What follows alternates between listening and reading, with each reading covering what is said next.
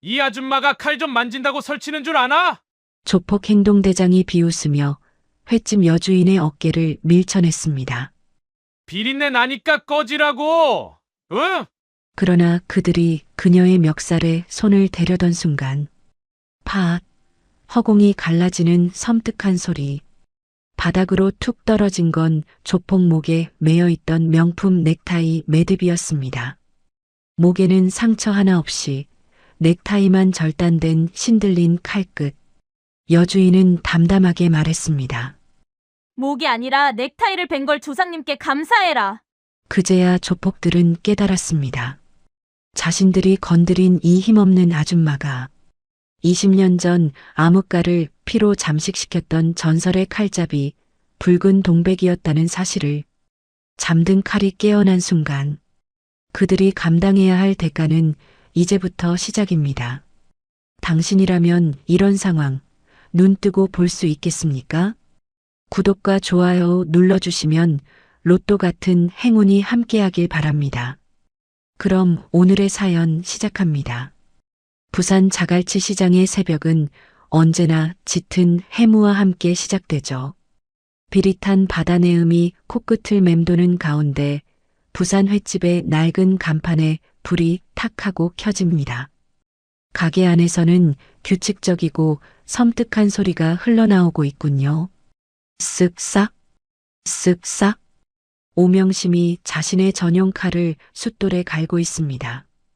그녀의 손등에는 굵은 핏줄이 돋아 있고 눈빛은 칼날보다 더 예리하게 빛납니다. 숫돌 위를 오가는 칼날이 희번덕거릴 때마다 주변의 공기마저 서늘해지는 것 같습니다. 오명심이 칼을 들어 불빛에 비춰보며 혼잣말을 툭 내뱉습니다. 오늘따라 칼이 우는 것 같네. 피냄새를 맡고 싶은가. 그때 가게 문이 드르륵 열리며 단골 손님인 김영감이 들어옵니다. 김영감이 오명심의 손에 들린 시퍼런 칼을 보고 짐짓 놀란 척 너스레를 떱니다. 아이고 명심씨. 아침부터 살벌하게 그게 뭡니까? 도미 잡으려다 사람 잡겠어요.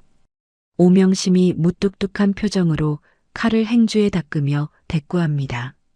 오셨어요? 앉으세요. 오늘은 도미가 좋습니다. 살이 아주 찰져요. 오명심이 수족관에서 펄떡이는 도미 한 마리를 뜰채로 건져 올립니다. 도마 위에 올려진 도미가 꼬리를 파닥거리지만 오명심의 손이 닿자마자 거짓말처럼 얌전해지네요. 그녀의 칼이 번개처럼 움직이자 순식간에 비늘이 벗겨지고 뽀얀 속살이 드러납니다. 김영감이 혀를 내두르며 감탄합니다. 볼 때마다 느끼지만 명심씨 칼솜씨는 진짜 예술입니다. 어디서 배웠어요? 그냥 횟집 아줌마 솜씨가 아니라니까. 배우긴요. 먹고 살려다 보니 늘은 거지요. 어서 드세요. 오명심이 투박하게 썰어낸 회 한 접시를 김영감 앞에 툭 내려놓습니다. 무심한 듯하지만 접시에 담긴 모양새는 인류 호텔 요리사 못지않게 정갈하군요. 시장은 어느새 점심시간이 되어 활기가 넘치기 시작합니다. 자, 오이소, 보이소, 사이소.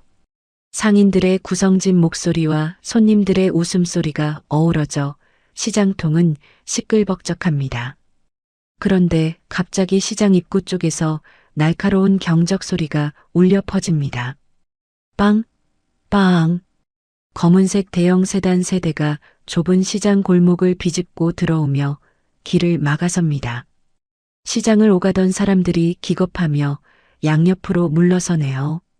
검은 양복을 입은 사내들이 차에서 우르르 내리자 시장의 활기는 찬물을 끼얹은 듯 순식간에 사라집니다.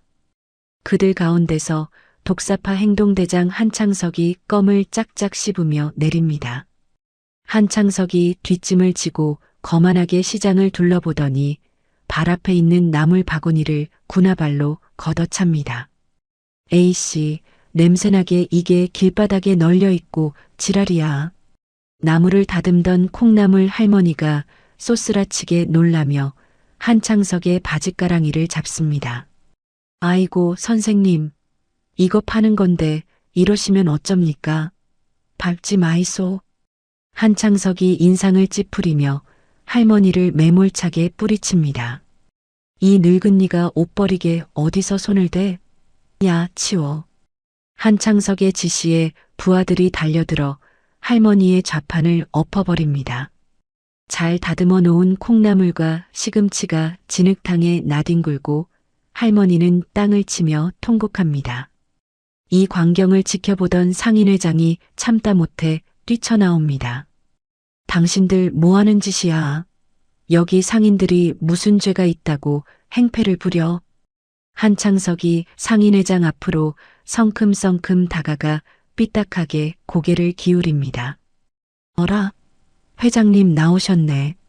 안 그래도 찾아가려던 참인데 잘됐소다. 우리 형님 말씀 들으셨죠? 보호비. 상인회장이 부들부들 떨며 소리칩니다. 무슨 보호비야? 우린 그런 거 낼 돈 없어. 당장 꺼져. 한창석이 비릿한 웃음을 흘리며 주머니에서 라이터를 꺼내 켭니다. 치익하는 소리와 함께 불꽃이 일렁입니다. 회장님 말귀를 못 알아들으시네. 우리가 보호 안 해주면 이 시장 쥐도 새도 모르게 불바다 되는 거 한순간이야. 월 매출 30%. 안 그러면 오늘부터 장사 접을 준비하쇼. 한창석이 라이터 불을 상인회장의 얼굴 가까이 들이대며 위협합니다. 주변 상인들은 겁에 질려 아무도 나서지 못하고 발만 동동 구르고 있군요. 그때 횟집 문이 열리며 오명심이 걸어 나옵니다. 그녀는 젖은 손을 앞치마에 쓱쓱 닦으며 무표정한 얼굴로 그들에게 다가갑니다. 오명심이 넘어진 콩나물 할머니를 일으켜 세우며 옷에 묻은 흙을 털어줍니다. 할매, 괜찮나? 다친 데는 없고? 아이고, 명심아. 내 나물 다 망가졌다. 어쩌면 좋노. 할머니를 다독인 오명심이 고개를 돌려 한창석을 똑바로 응시합니다. 그녀의 눈빛은 깊은 바다처럼 차갑고 고요합니다. 시장통 막지 말고 차 빼라. 장사 방해된다. 한창석이 오명심을 위아래로 훑어보며 코웃음을 칩니다. 뭐야? 이 아줌마는 회 뜨다 말고 나와서 웬 훈계질이실까? 아줌마도 가게 불타는 꼴 보고 싶어? 오명심이 한숨을 짧게 내쉬며 낮게 은졸입니다. 좋은 말로 할 때 가라. 여기는 니들이 껍죽될 곳 아니다. 한창석의 눈썹이 꿈틀거립니다. 부하들 보는 앞에서 망신을 당했다고 생각한 모양이네요. 한창석이 오명심의 코앞까지 다가와 침을 튀기며 소리칩니다. 이 계집년이 돌았나? 눈깔 안 깔아? 내가 누군지 알고 이래? 오명심은 미동도 하지 않고 한창석을 노려봅니다. 그 눈빛에서 뿜어져 나오는 기이한 서늘함에 한창석은 잠시 주춤합니다. 하지만 자존심이 상한 한창석은 애써 비웃음을 흘리며 오명심의 어깨를 툭 밉니다. 어이쿠, 무서워라. 아줌마 칼 좀 만진다고 뭐라도 되는 줄 아나 본데 주제 파악 좀 하고 살지? 밀쳐진 오명심은 바닥에 뿌리를 박은 거목처럼 꿈쩍도 하지 않습니다. 오히려 당황한 쪽은 힘을 쓴 한창석입니다. 한창석이 당혹감을 감추려 더욱 거칠게 욕설을 내뱉습니다. 이 씨발, 비키라고. 한창석이 손을 뻗어 오명심의 멱살을 잡으려 합니다. 그 순간이었습니다. 팟! 짧고 날카로운 파공음이 시장의 소음을 갈라놓습니다.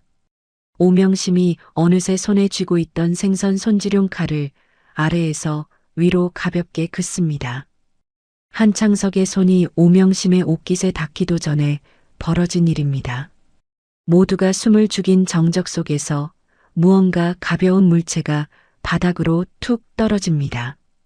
그것은 한창석이 메고 있던 명품 넥타이의 매듭 부분이군요. 한창석은 자신의 목을 더듬거리며 멍하니 바닥을 내려다봅니다. 잘려나간 넥타이 조각이 흙바닥에 덩그러니 놓여 있습니다. 목을 만져보지만 피 한 방울 묻어 나오지 않습니다. 피부에 털끝만큼의 상처도 입히지 않고 오직 넥타이만 베어낸 것입니다. 한창석의 얼굴이 하얗게 질리며 뒷걸음질 칩니다. 이게 뭐야? 뒤에 서 있던 독사파 조직원들도 입을 딱 벌린 채 얼어붙어 있습니다. 그들은 본능적으로 느낀 공포에 품속의 무기를 꺼낼 생각조차 하지 못합니다. 오명심은 아무 일도 없었다는 듯 발로 잘린 넥타이를 툭 차서 옆으로 치워버립니다. 쓰레기는 쓰레기통에 버려야지. 길바닥에 흘리고 다니지 마라. 다음은 네 모가지가 떨어질 수도 있어. 오명심의 목소리는 여전히 건조하고 차분합니다. 한창석이 떨리는 목소리로 삿대질을 합니다. 너 뭐야? 사람을 죽이려고. 오명심이 칼끝으로 한창석을 가리키자 한창석이 기겁하며 움찔합니다. 오명심이 피식 웃으며 말합니다. 죽일 거였으면 목이 떨어졌겠지. 넥타이로 끝난 걸 조상님께 감사해라. 그리고 오명심의 눈빛이 순간적으로 흉폭하게 변합니다. 한 번만 더 내 눈앞에서 어르신들 괴롭히면 그땐 넥타이로 안 끝난다. 꺼져. 한창석은 압도적인 살기에 눌려 숨조차 제대로 쉬지 못합니다. 부하들이 웅성거리는 사이 한창석은 불그락푸르락한 얼굴로 손가락으로 자신의 목을 긋는 신용을 합니다. 두고 보자. 이 미친년. 내가 반드시 죽여버린다. 한창석은 비틀거리는 걸음으로 차에 올라타고 나머지 조직원들도 허둥지둥 차에 탑승합니다. 세단 세대가 도망치듯 시장을 빠져나가자 그제야 상인들이 안도의 한숨을 내쉽니다. 상인회장이 놀란 가슴을 쓸어내리며 오명심에게 다가옵니다. 명심아, 너 괜찮냐? 저놈들 독사파야. 진짜 무서운 놈들인데. 괜찮아요. 짖는 개는 원래 안 물어요. 할매들 놀라셨을 텐데 좀 챙겨주세요. 오명심은 대수롭지 않다는 듯 칼을 다시 허리춤에 꽂고 횟집으로 들어갑니다. 가게로 들어온 오명심은 다시 도마 앞에 섭니다. 그리고 아무 일도 없었다는 듯 펄떡이는 생선의 머리를 내리칩니다. 탁! 도마 소리가 다시 시장에 울려 퍼지지만 상인들의 눈에는 불안감이 가시지 않습니다.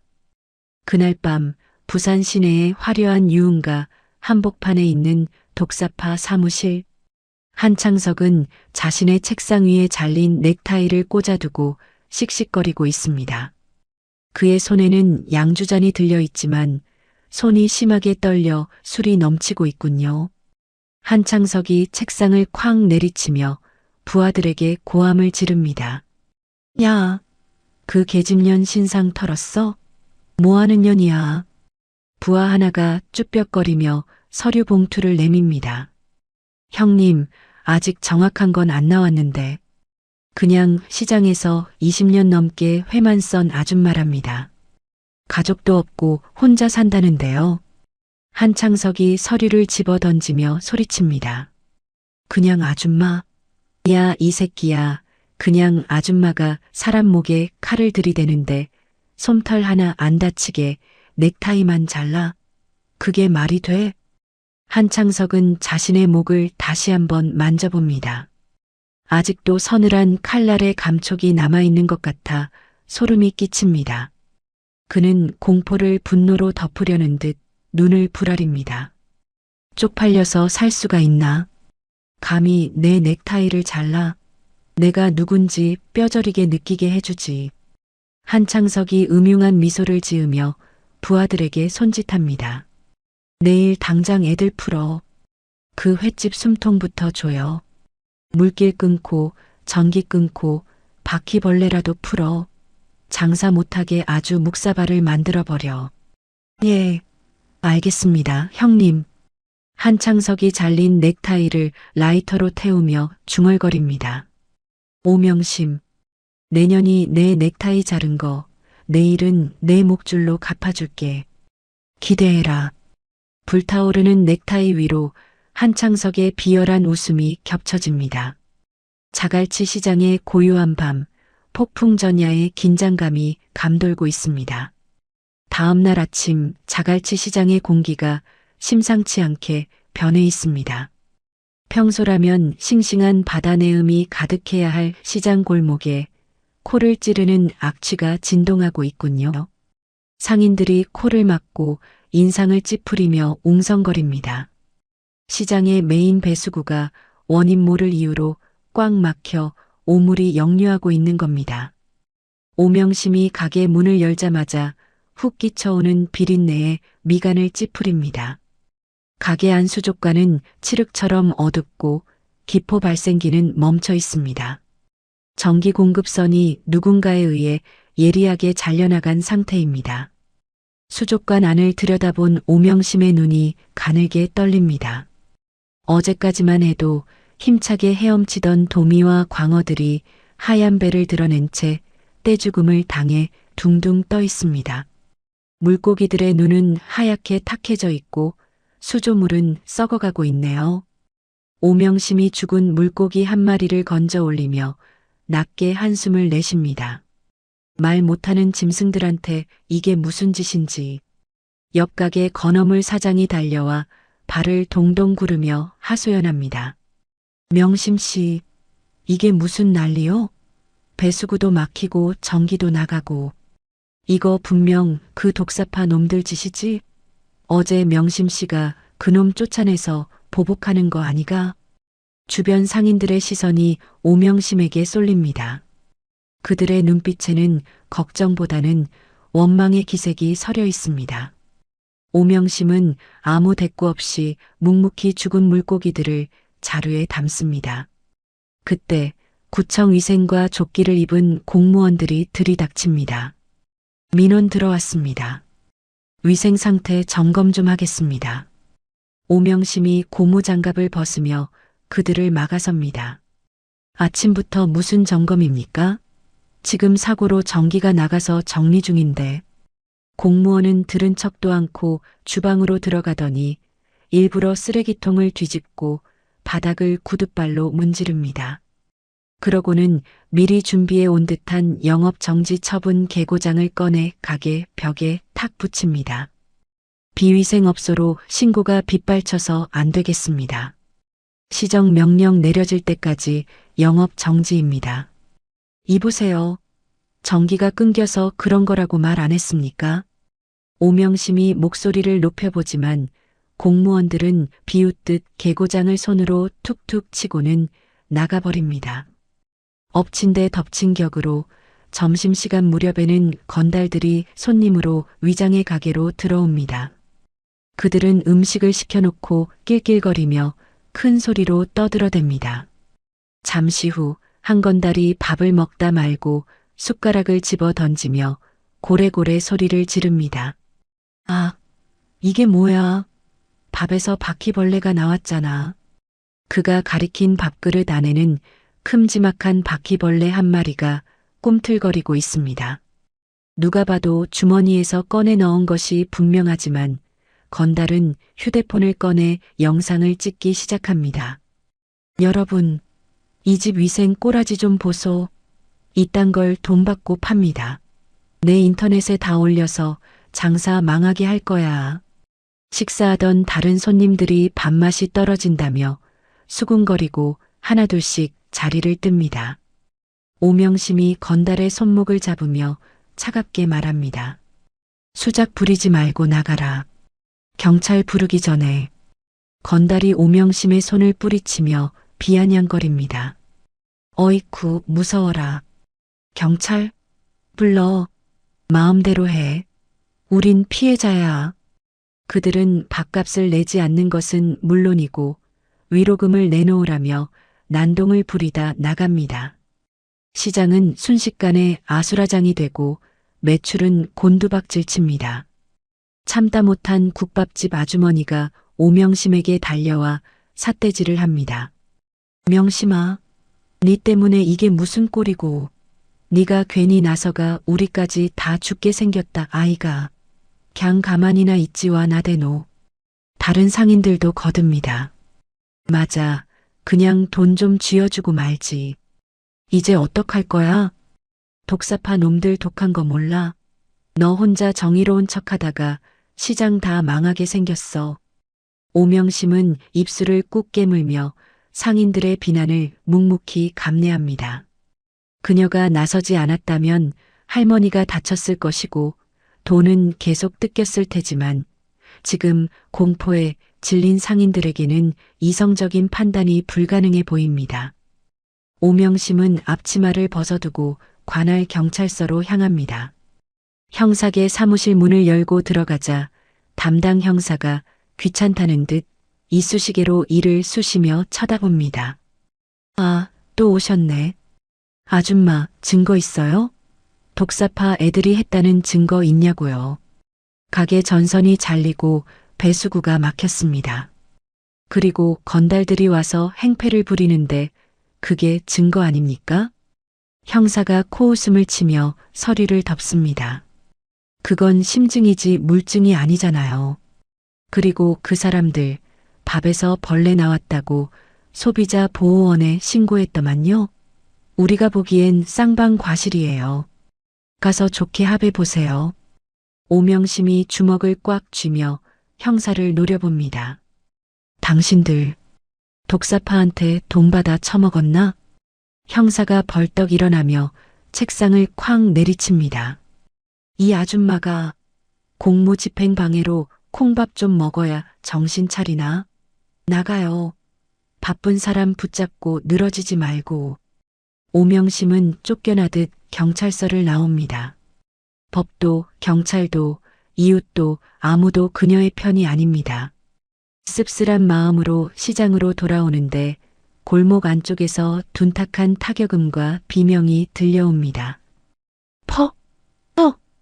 오명심의 심장이 철렁 내려앉습니다. 소리가 나는 곳으로 달려가 보니 평소 오명심을 어머니처럼 따르던 옆가게 청년 민우가 바닥에 쓰러져 있습니다.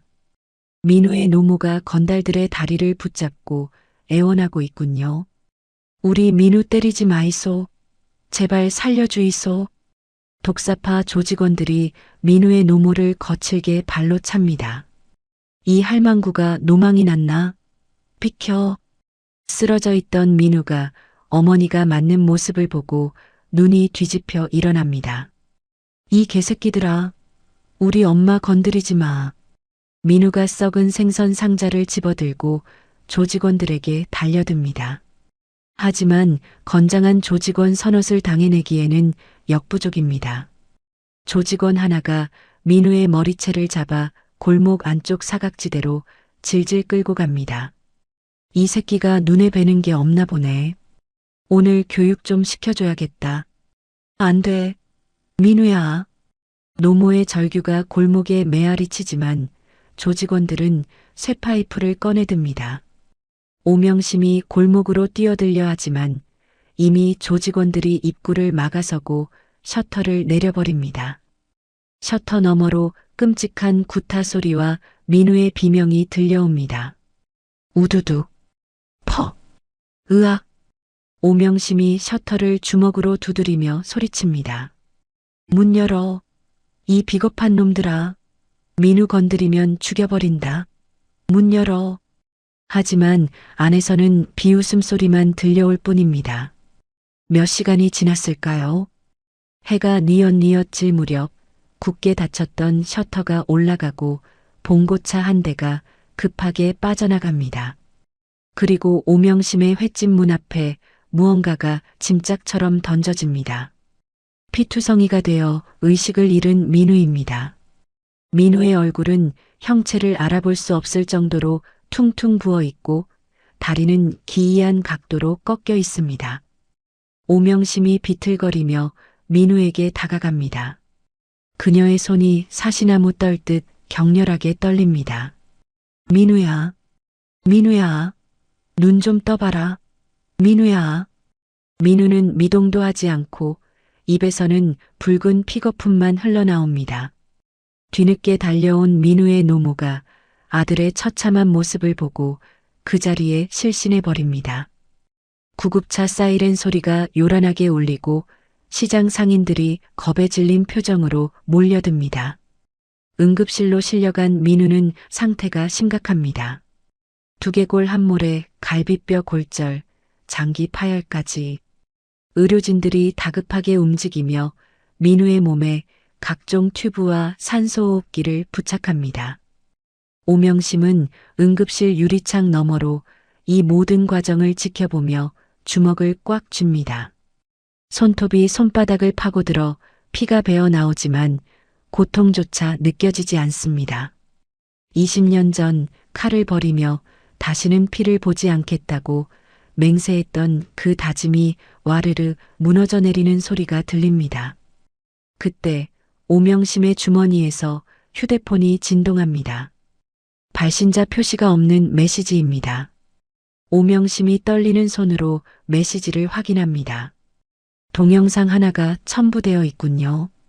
영상을 재생하자 골목에서 민우가 무자비하게 폭행당하는 장면이 적나라하게 나옵니다.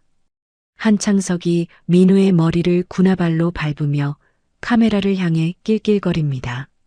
아줌마, 잘 보고 있지? 이게 예고편이야. 다음은 너야. 기대해. 오명심은 휴대폰을 쥔 손에 힘을 줍니다. 액정에 금이 갈 정도로 꽉 쥡니다. 이것은 단순한 경고가 아닙니다. 선전포고입니다. 밤늦게 병원을 나와 가게로 돌아온 오명심을 기다리고 있는 것은 또 다른 테러입니다. 횟집 유리창과 벽면 전체가 붉은색 라카 스프레이로 도배되어 있습니다. 붉은 글씨들이 마치 피처럼 흘러내리고 있습니다. 시장 전체에 공포감이 짙게 깔려 지나가는 개미 새끼 한 마리 보이지 않습니다. 오명심은 가게 문을 열고 들어갑니다. 난장판이 된 홀 바닥에 민우가 평소 입던 앞치마가 떨어져 있습니다. 민우의 피가 흥건하게 묻어 검붉게 말라붙은 앞치마입니다. 오명심은 무릎을 꿇고 앉아 그 앞치마를 주워듭니다. 피비린내가 훅 끼쳐오지만 그녀는 피를 닦아내는 대신 앞치마를 얼굴에 묻습니다. 민우의 성실했던 땀 냄새와 비릿한 피 냄새가 뒤섞여 오명심의 코를 찌릅니다. 미안하다. 미안하다, 민우야. 오명심의 입에서 짐승의 울음소리 같은 신음이 터져 나옵니다. 그녀는 민우의 앞치마를 가슴에 품고 오열합니다. 슬픔은 곧 뜨거운 분노로 바뀝니다. 새벽 2시 모든 불이 꺼진 텅 빈 주방. 오명심은 의자에 앉아 탁자 위에 놓인 민우의 피 묻은 앞치마를 바라보고 있습니다. 그녀의 눈은 붉게 충혈되어 있고 초점은 허공의 한 점에 고정되어 있습니다. 마치 사냥감을 노리는 맹수의 눈빛처럼 그 안에는 섬뜩한 살기가 일렁입니다. 오명심이 천천히 자리에서 일어납니다. 그녀의 발걸음이 주방 가장 안쪽, 오랫동안 열지 않았던 낡은 마루 바닥으로 향합니다. 바닥 타일 틈새로 서늘한 바람이 새어나옵니다. 오명심의 그림자가 길게 늘어지며 마치 깨어나는 악마의 형상처럼 벽을 타고 오릅니다. 이제 참았던 인내의 끈이 끊어지기 직전입니다. 독사들이 잠자는 사자의 코털을 뽑아버린 것입니다. 고요한 자갈치 시장의 밤, 오명심의 횟집에서만 붉은 살기가 뿜어져 나오며 폭풍전야의 긴장감을 더해갑니다. 민우가 쓰러지고 3일이 지났습니다. 폭풍전야 같았던 자갈치 시장에 기어이 먹구름이 몰려옵니다. 시장 번영의 사무실 문이 활짝 열리고 매끈한 이탈리아산 정장을 입은 중년 남자가 구두 소리를 또각거리며 들어섭니다. 독사파의 뒤를 봐주는 건설사 임원이자 이번 사태의 진짜 배우인 최 실장입니다. 최 실장은 코를 막으며 사무실의 퀴퀴한 공기를 혐오한다는 듯 손을 휘젓습니다. 그의 뒤로 빳빳한 도면을 든 비서들과 험상궂은 수행원들이 병풍처럼 늘어섭니다. 최 실장이 번영회장 책상 위에 조감도 하나를 탁 펼칩니다. 번쩍이는 유리창으로 뒤덮인 초고층 주상복합 건물이 그려진 그림입니다. 자, 보시죠. 이게 바로 여러분이 서 있는 이 냄새나는 땅의 미래입니다. 자갈치 더 팰리스. 멋지지 않습니까? 상인회장이 떨리는 손으로 조감도를 밀어내며 말했습니다. 우리는 이런 거 필요 없소. 여기서 장사만 하게 해달라고 몇 번을 말했소. 최 실장이 쯧쯧 혀를 차며 상인회장의 어깨를 툭툭 칩니다. 회장님, 시대가 변했습니다. 언제까지 비린내 맡으며 사실 겁니까? 이번 주 내로 도장 찍으시면 이주비 섭섭지 않게 챙겨드립니다. 하지만 최 실장의 눈매가 뱀처럼 가늘어집니다. 끝까지 버티면 10원 한 푼 못 받고 쫓겨나는 겁니다. 특히 그 횟집 여자가 계속 설치면 보상금은 꿈도 꾸지 마세요. 최 실장은 의미심장한 미소를 남기고는 수행원에게 손짓합니다. 오명심 씨 좀 모셔와. 아주 정중하게. 잠시 후 오명심이 수행원들에게 이끌려 사무실로 들어옵니다. 그녀는 최 실장을 보자마자 본능적으로 그가 우두머리임을 알아챕니다. 최 실장은 소파에 깊숙이 몸을 파묻은 채 오명심을 흥미롭다는 듯 훑어봅니다. 앉으시죠, 오명심 씨. 아니, 전설의 칼잡이 붉은 동백이라고 불러드려야 하나? 오명심의 눈동자가 거칠게 흔들립니다. 20년 동안 죽은 사람처럼 숨겨왔던 이름이 타인의 입에서 나오는 순간 심장이 덜컥 내려앉습니다. 오명심이 주먹을 꽉 쥐며 낮게 물었습니다. 당신 누구야? 최 실장이 테이블 위에 누런 서류 봉투 하나를 툭 던집니다. 봉투 입구가 벌어지며 오명심의 젊은 시절 사진과 살인 미수, 특수상해 등의 죄명이 적힌 서류들이 쏟아져 나옵니다. 최 실장이 다리를 꼬며 여유롭게 말했습니다. 대단하시더군요. 단신으로 조직 하나를 와해시켰다면서요? 그런데 그거 아십니까? 세상은 과거 세탁한 전과자가 만든 회를 별로 좋아하지 않아요. 오명심이 서류를 노려보며 입술을 깨물었습니다. 원하는 게 뭐야? 최 실장이 몸을 앞으로 숙이며 오명심의 귓가에 속삭입니다. 조용히 사라지세요. 쥐도 새도 모르게. 당신이 여기서 버티면 시장 사람들 다 죽어요.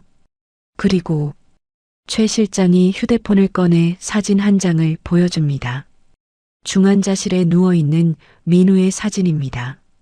산소호흡기의 의지에 간신히 숨을 쉬고 있는 민우의 모습에 오명심의 눈에서 불꽃이 튑니다. 민우 건드리면 너 죽어. 최 실장이 킬킬거리며 휴대폰을 도로 집어넣습니다. 무서워라. 그런데 어쩌죠? 저 산소호흡기 전원 코드 하나만 뽑으면 끝인데 병원에 정전이라도 나면 큰일이잖아. 오명심이 자리를 박차고 일어나려 하자 수행원들이 그녀의 어깨를 억누릅니다. 최 실장이 차가운 표정으로 말을 잇습니다. 선택하세요. 조용히 떠나서 저 식물인간 놈이라도 살릴지 아니면 끝까지 버티다가 다 같이 송장 치를지.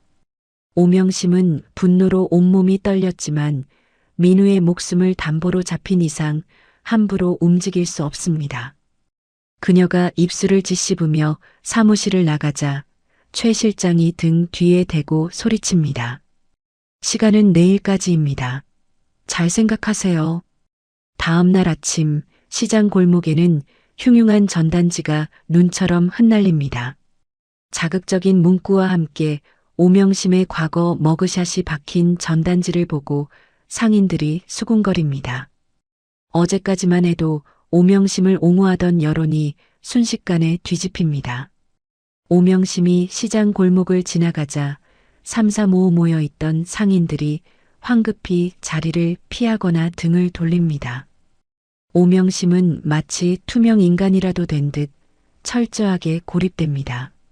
평소 친하게 지내던 국밥집 아주머니가 가게 앞을 쓸고 있군요. 오명심이 힘겹게 입을 뗍니다. 언니, 그게 사실은 국밥집 아주머니가 빗자루질을 멈추고 싸늘하게 대꾸합니다. 말 걸지 마라. 무섭다. 네가 진짜 사람 죽이려던 깡패였다니. 우리 가게에도 얼씬도 하지 마라. 아주머니는 획 돌아서서 가게 문을 쾅 닫아버립니다. 닫힌 문 앞에서 오명심은 한참을 서 있다가 고개를 떨굽니다. 가슴 한구석이 칼로 베인 듯 쓰라립니다. 오명심이 터덜터덜 횟집으로 돌아오자 독사파의 본격적인 봉쇄 작전이 시작됩니다. 시장 입구에 붉은색 컨테이너 박스와 철조망 바리케이드를 친 용역 깡패들이 진입로를 막아섭니다. 검은 마스크를 쓴 용역들은 쇠파이프와 강목을 들고 위협적인 자세를 취하고 있습니다. 지금부터 이 구역은 재개발 공사 현장입니다. 외부인 출입 금지. 한창석이 확성기를 들고 고래고래 소리를 지릅니다. 장를 보러 온 손님들이 겁을 먹고 도망가고 물건을 떼러 가야 하는 상인들의 트럭도 막혀버립니다. 상인들이 웅성거리며 항의를 시작합니다. 이게 무슨 짓이야? 우리는 먹고 살아야 할 거 아냐? 길 터줘. 장사 좀 하게. 한창석이 비웃으며 손짓합니다. 시끄러워. 밀어버려. 지시가 떨어지자마자 용역들이 들고 있던 소화기를 상인들을 향해 뿌려댑니다. 뿌연 분말이 시장을 뒤덮고 기침소리와 비명이 난무합니다. 뒤이어 거대한 살수차 한 대가 등장하더니 강력한 물대포를 쏘아댑니다. 차악! 강력한 수압에 야채 좌판이 뒤집어지고 상인들이 낙엽처럼 쓰러집니다. 아수라장이 된 시장 바닥에서 한창석의 목소리가 확성기를 타고 울려 퍼집니다. 이게 다 누구 때문인지 알지? 오명심, 그 여자가 안 나가서 너희가 이 고생을 하는 거야. 원망하려면 그 살인자년을 원망해. 가게 안에서 창문 틈으로 이 광경을 지켜보던 오명심은 괴로움에 머리를 감싸줍니다. 자신이 버티면 버틸수록 죄 없는 이웃들이 다치고 있습니다. 그녀는 결국 떠나기로 마음먹습니다. 민우라도 살려야 하고 이웃들에게 더 이상의 피해를 주지 않으려면 자신이 사라지는 수밖에 없습니다. 오명심은 주방 구석에 둔 낡은 여행 가방을 꺼내 옷까지 몇 벌을 쑤셔 넣습니다. 손이 덜덜 떨려 지퍼조차 제대로 채워지지 않습니다. 가방을 들고 뒷문으로 나가려던 순간 밖에서 들려오는 비명소리가 오명심의 발목을 잡습니다.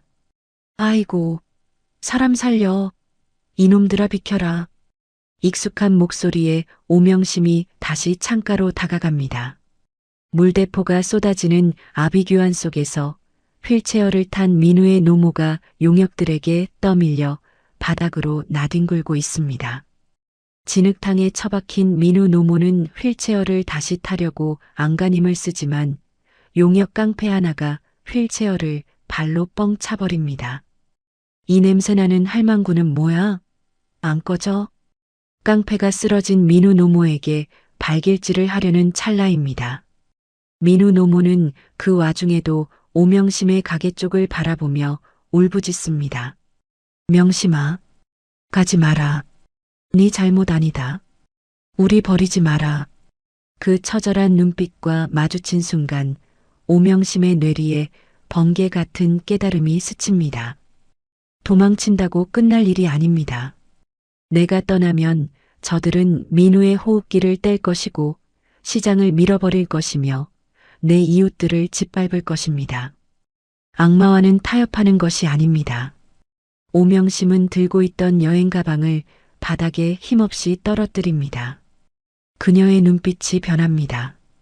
조금 전까지의 흔들림과 두려움은 사라지고 차가운 살기만이 남습니다.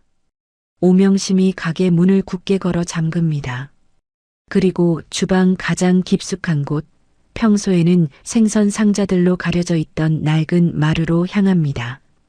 그녀는 주저없이 바닥 타일 하나를 쇠지렛대로 뜯어냅니다.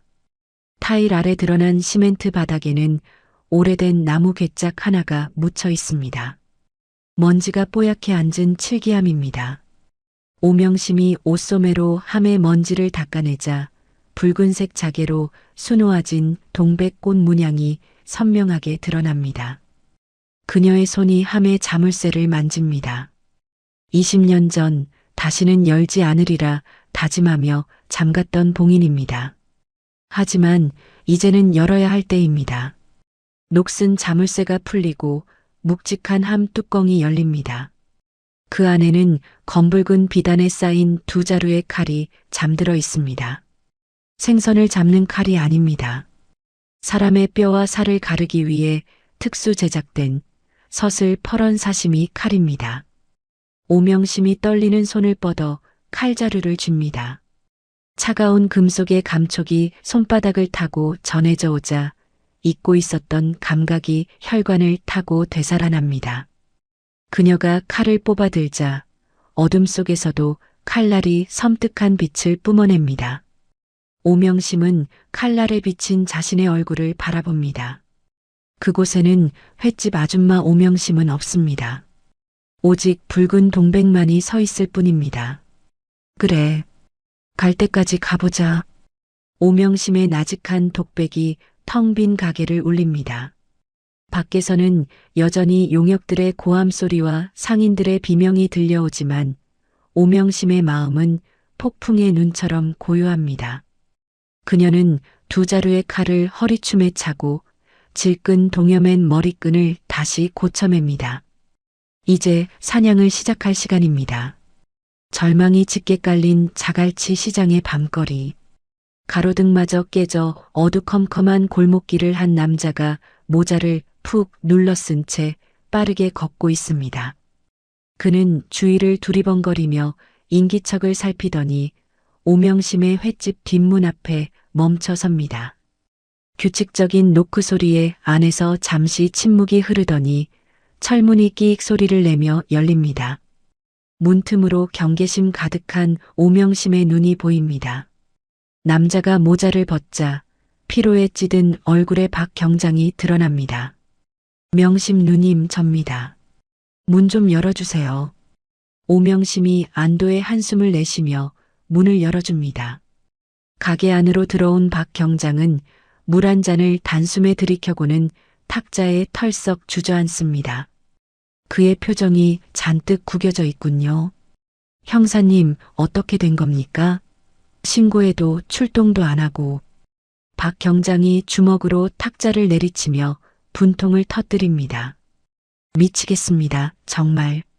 서장님이 위에서 무슨 압력을 받았는지 자갈치 쪽은 쳐다보지도 말라고 엄명을 내렸습니다. 독사파 놈들이 아주 경찰서를 삶아먹었어요. 그럴 줄 알았습니다. 법은 멀고 주먹은 가깝다더니. 오명심이 씁쓸한 표정으로 고개를 돌립니다. 박 경장이 품속에서 작은 USB 하나를 꺼내 오명심의 손에 쥐어줍니다. 그의 손이 미세하게 떨리고 있습니다. 이거 받으세요. 최 실장 그놈 이중장부 파일입니다. 제가 몇 달 동안 목숨 걸고 빼돌린 건데 지금 경찰 내부에서는 이걸 터뜨릴 방법이 없어요. 증거 인멸될 게 뻔합니다. 오명심이 USB를 꽉 쥐며 박 경장을 바라봅니다. 이걸 왜 저한테 주십니까? 박 경장이 오명심의 눈을 똑바로 응시하며 비장하게 말합니다. 누님이라면 이걸 지킬 수 있을 것 같아서요. 그리고 오늘 밤 놈들이 시장을 완전히 밀어버리려고 중장비를 끌고 올 겁니다. 오명심의 눈썹이 꿈틀거립니다. 오늘 밤이라고요? 예. 제가 할 수 있는 건 병력 출동을 최대한 지연시키는 것뿐입니다.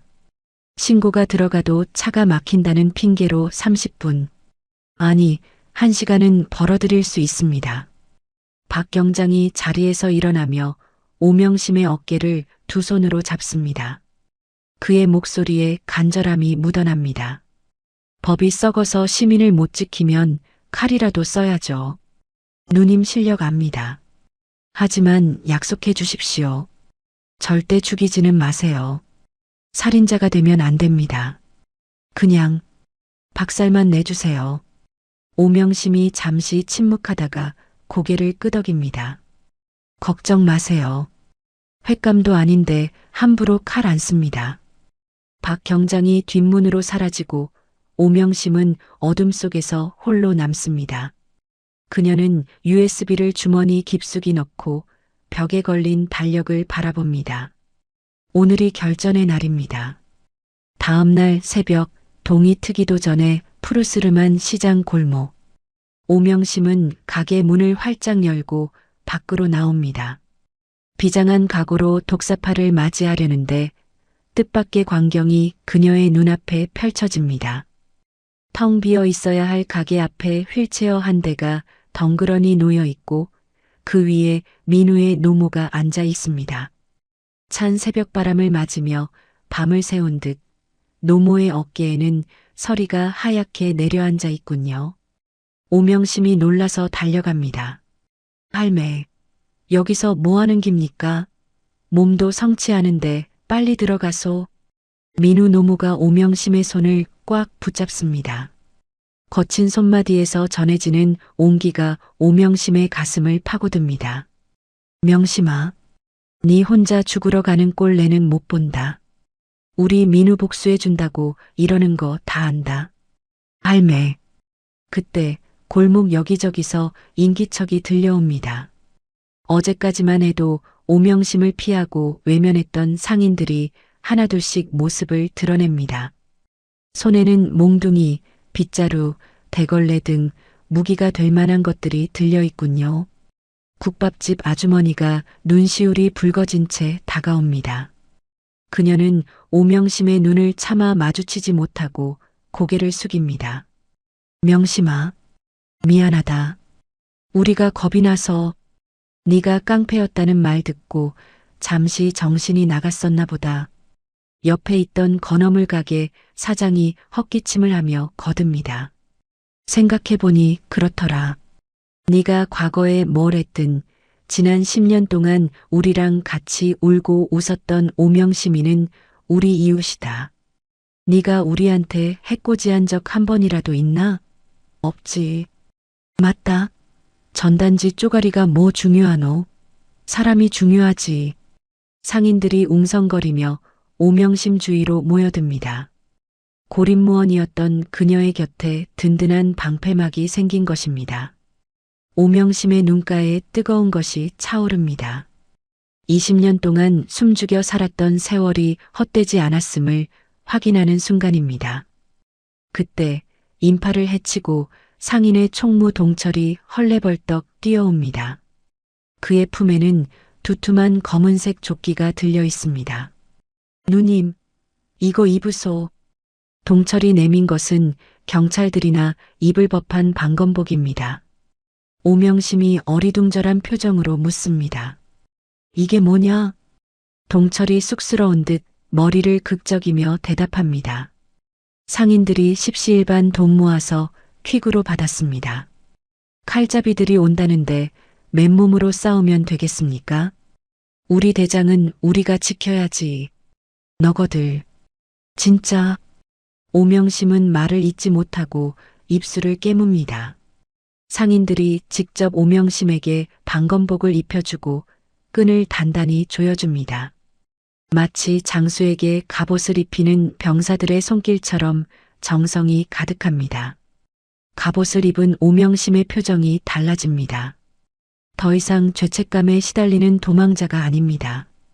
이곳을 지켜야 할 사령관의 눈빛이 돌아옵니다. 오명심이 상인들을 둘러보며 힘주어 말합니다. 고맙습니다. 근데 저놈들 그냥 깡패 아닙니다. 무식하게 힘으로 붙으면 우리가 져요. 우리가 이기려면 이 시장을 이용해야 합니다. 오명심의 지시에 따라 시장은 거대한 요새로 변하기 시작합니다. 상인들은 일사불란하게 움직이며 전투 준비를 서두릅니다. 오명심이 생선가게 사장들에게 소리칩니다. 바닥에 생선 내장 다 까세요. 특히 입구 쪽에 집중적으로. 미끄러워서 서 있지도 못하게 만들어야 합니다. 알았다.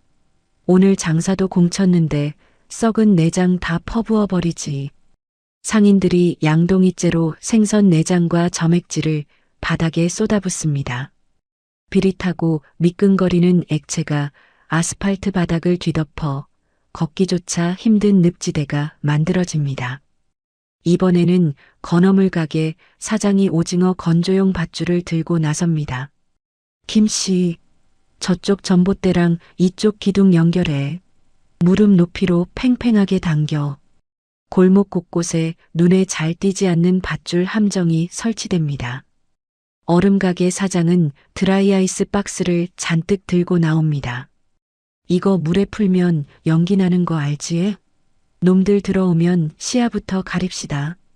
식당 아주머니들은 고춧가루와 소금을 섞어 봉지에 담느라 분주합니다. 눈에 들어가면 정신 못 차릴 기다. 매운맛 좀 보여주자. 상인들의 움직임에는 비장함과 함께 묘한 활기가 돕니다. 평생 당하고만 살았던 소시민들이 처음으로 힘을 합쳐 저항을 준비하는 순간입니다. 해가 뉘엿뉘엿 지고 시장 전체에 땅거미가 내려앉습니다. 모든 준비를 마친 상인들은 각자의 위치에 숨어 숨을 죽입니다. 오명심은 가게 안으로 들어가 마지막 준비를 합니다. 그녀는 평소 입던 하얀색 위생복을 벗어 던집니다. 대신 활동하기 편한 검은색 개량 한복으로 갈아입습니다. 옷매무새를 다듬는 그녀의 손길이 경건하기까지 합니다. 허리춤에는 아까 꺼내 두었던 두 자루의 사심이 칼을 차고 단단히 고정합니다. 오명심은 눈을 감고 머릿속으로 시뮬레이션을 돌립니다. 상대의 목을 베는 대신 옷깃을 베고 심장을 찌르는 대신 손목을 쳐내는 기술. 살인 기술을 제압 기술로 바꾸는 것은 더 고도의 집중력을 요구하는 일입니다. 죽이지 않는다. 다치게만 한다. 공포만 심어준다. 오명심이 주문을 외우듯 되뇌며 눈을 뜹니다. 그녀의 눈동자 깊은 곳에서 서늘한 푸른빛이 감돕니다. 이제 그녀는 완벽한 붉은 동백입니다. 오명심은 가게 밖으로 나와 시장 입구 가장 잘 보이는 곳에 의자를 놓고 앉습니다. 탁자 위에는 김이 모락모락 나는 찻잔 하나가 놓여 있습니다. 그녀는 찻잔을 들어 입에 대고 천천히 향을 음미합니다. 주변은 쥐 죽은 듯 고요하고 멀리서 파도 소리만 들려옵니다. 이 고요함은 곧 다가올 폭풍을 예고하는 전주곡입니다. 숨어있는 상인들도 마른 침을 삼키며 오명심의 뒷모습을 바라봅니다. 그 작고 단단한 등이 오늘따라 거대한 산처럼 느껴집니다. 그때 멀리서 둔탁한 진동이 느껴지기 시작합니다. 지진이 난 것처럼 땅이 미세하게 울립니다. 이어 강력한 엔진 소리와 함께 눈부신 서치라이트 불빛이 시장 입구를 비춥니다. 수십 대의 차량과 굴착기, 그리고 쇠파이프를 든 수많은 그림자가 어둠 속에서 모습을 드러냅니다. 한창석이 선두에 서서 껌을 짝 씹어뱉으며 소리칩니다. 밀어버려. 쥐새끼 한 마리 남기지 말고 다 쓸어버려. 독사파의 고함 소리가 자갈치 시장의 정적을 깨뜨립니다. 오명심은 찻잔을 내려놓고 천천히 자리에서 일어납니다. 그녀의 입가에 옅은 미소가 번집니다. 오냐, 올 것이 왔구나. 손님 맞을 준비해라. 오명심의 외침과 함께 시장 전체의 가로등이 일제히 꺼집니다. 팍! 암흑천지가 된 시장 골목. 당황한 독사파 일당들의 웅성거림 사이로 오명심이 두 자루의 칼을 뽑아드는 소리가 들립니다. 어둠 속에서 시퍼런 칼날이 번뜩이며 자갈치의 밤을 가르는 전설의 시작을 알립니다. 어둠이 내려앉은 자갈치 시장, 그 정적을 깨고 지옥의 문이 열립니다. 한창석의 고함 소리를 신호탄으로 50여 명의 독사파 조직원들이 야구 방망이와 쇠파이프를 치켜들고 시장 중앙 통로로 쇄도합니다. 그들의 눈에는 살기가 등등하고 입에서는 거친 욕설이 쏟아져 나옵니다. 밀어버려. 밟아. 오늘 회칼 쓰는 년 손목부터 자른다. 검은 정장 무리가 파도처럼 밀려오는 모습은 그야말로 공포 그 자체입니다. 하지만 그 기세는 시장 입구에 들어서자마자 우스꽝스러운 몸개그로 변하고 맙니다. 선두에 섰던 덩치 큰 조직원이 갑자기 어이쿠 하며 중심을 잃고 휘청거립니다. 바닥에 흥건하게 뿌려진 고등어 기름과 오징어 점액질을 밟은 것입니다. 둔탁한 소리와 함께 선두그룹 서너 명이 볼링핀처럼 줄줄이 넘어집니다. 뒤따라오던 조직원들은 멈추려고 발에 힘을 주지만 미끄러운 바닥 위에서 스케이트를 타듯 미끄러지며 앞사람의 등 위로 겹겹이 포개집니다. 아, 뭐야? 바닥이 왜 이래? 내 허리. 야, 비켜. 무거워. 순식간에 입구는 인간 피라미드가 쌓이며 아수라장이 됩니다. 그때를 놓치지 않고 골목 숨어 있던 상인들이 일제히 튀어나옵니다. 얼음가게 사장이 드라이아이스가 담긴 양동이에 물을 붓습니다. 하얀 연기가 폭발하듯 피어오르며 시장 바닥을 짙은 안개 속으로 가려버립니다. 시야가 차단된 조직원들은 앞이 보이지 않아 허공에 대고 쇠파이프를 휘두르며 우왕좌왕합니다. 이어서 식당 아주머니들이 미리 준비한 자갈치표 특제 폭탄을 투척합니다. 굵은 소금과 매운 고춧가루가 섞인 봉지들이 허공을 날아 조직원들의 머리 위에서 터집니다. 으악! 내 눈이 안 보여. 콜록, 콜록. 이게 무슨 냄새야? 매캐한 가루가 안개와 섞이자 화생방 훈련장을 방불케 하는 고통이 뒤따릅니다. 눈물 콧물을 쏟으며 비명을 지르는 깡패들 사이로 드디어 그녀가 움직입니다. 짙은 안개를 뚫고 검은 개량 한복을 입은 오명심이 유령처럼 소리 없이 파고듭니다. 그녀의 양손에 들린 두 자루의 사시미 칼이 가로등 불빛이 없어도 스스로 빛을 내는 듯 번뜩입니다. 오명심은 넘어진 조직원들 사이를 춤추듯 우아하게 누빕니다. 그녀의 칼이 허공을 가를 때마다 비명 대신 낯선 소리가 들려옵니다. 가죽 벨트가 끊어지고 바지 버클이 날아가는 소리입니다. 오명심은 상대를 베는 대신 그들의 자존심을 베어버리기로 작정한 듯합니다. 한 조직원이 눈을 비비며 쇠파이프를 휘두르자 오명심이 몸을 낮춰 피하며 칼등으로 그의 손목 관절을 톡 칩니다. 아! 쇠파이프가 바닥에 떨어지는 동시에 오명심의 반대쪽 칼날이 그의 허리춤을 스치고 지나갑니다. 조직원의 바지가 스르르 흘러내려 발목에 걸립니다. 팬티바람이 된 조직원은 당황하여 바지를 축혀 올리려 하지만 오명심은 이미 다음 상대를 향해 몸을 돌린 후입니다. 순식간에 십수명의 건장한 사내들이 바지를 부여잡고 엉거주춤한 자세로 굳어버립니다. 싸울 의지보다 수치심이 더 크게 밀려오는 순간입니다. 어머나, 저것들 꼴 좀 보소. 아주 볼만하다. 숨어있던 국밥집 아주머니가 냄비를 꽹과리처럼 두드리며 소리칩니다. 이를 신호로 상인들의 2차 공격이 시작됩니다. 생선 가게 아저씨들이 수조에서 각 건져낸 팔뚝만한 산 장어들을 바닥에 풀어놓습니다. 미끈거리는 장어들이 바닥을 기어다니며 넘어진 조직원들의 옷속과 다리 사이를 파고듭니다. 으악! 이게 뭐야? 뱀이야? 사람 살려. 차가운 장어의 감촉에 기겁한 깡패들이 여자아이 같은 비명을 지르며 펄쩍펄쩍 뜁니다. 바지는 내려가고 바닥은 미끄럽고 장어는 꿈틀거리는 총체적 난국입니다. 민우 노모가 휠체어를 밀고 나오며 소리칩니다. 이놈들아, 우리 민우 때린 놈들이 누구냐? 다 나와라. 노모는 손에 든 대걸레 자루로 엉덩이를 까고 엎드려 있는 조직원의 등짝을 사정없이 내려칩니다. 아이고 할매, 잘못했습니다. 살려주세요. 평소라면 노인을 밀치고 욕했을 깡패들이지만 오명심의 칼춤과 기괴한 상황에 압도되어 감히 반항할 엄두를 내지 못합니다. 상인들은 빗자루, 프라이팬, 국자 등 손에 잡히는 모든 것을 무기 삼아 조직원들을 두들겨 팹니다. 경쾌한 타격음이 리듬감 있게 시장 골목을 채웁니다.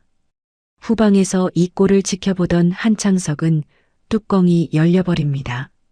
정의 부하들이 동네 아줌마 할머니들에게 두들겨 맞고 팬티 바람으로 도망치는 꼴이라니 독사파 역사상 최대의 치욕입니다. 이 병신 새끼들아, 바지 안 올려? 다 죽여버려. 한창석이 야구 방망이를 고쳐 쥐고 고함을 지르며 앞으로 뛰쳐나옵니다. 그는 미끄러운 바닥을 피해 깡충깡충 뛰어넘으며 오직 오명심만을 노리고 달려듭니다. 오명심, 내년이 오늘 제삿날인 줄 알아라. 한창석이 온 힘을 다해 오명심의 머리를 향해 풀스윙을 날립니다. 방망이가 바람을 가르는 소리가 살벌합니다. 하지만 오명심은 마치 그 궤적을 미리 알고 있다는 듯 고개만 살짝 숙여 공격을 피합니다. 방망이가 허공을 가르며 한창석의 몸이 앞으로 쏠리는 순간 오명심의 눈이 번쩍입니다. 동작이 크다. 빈틈투성이야.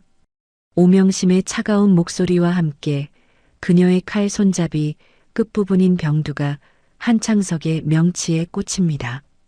컥! 숨이 턱 막힌 한창석이 눈을 까뒤집으며 몸을 기역자로 굽힙니다. 오명심은 멈추지 않습니다.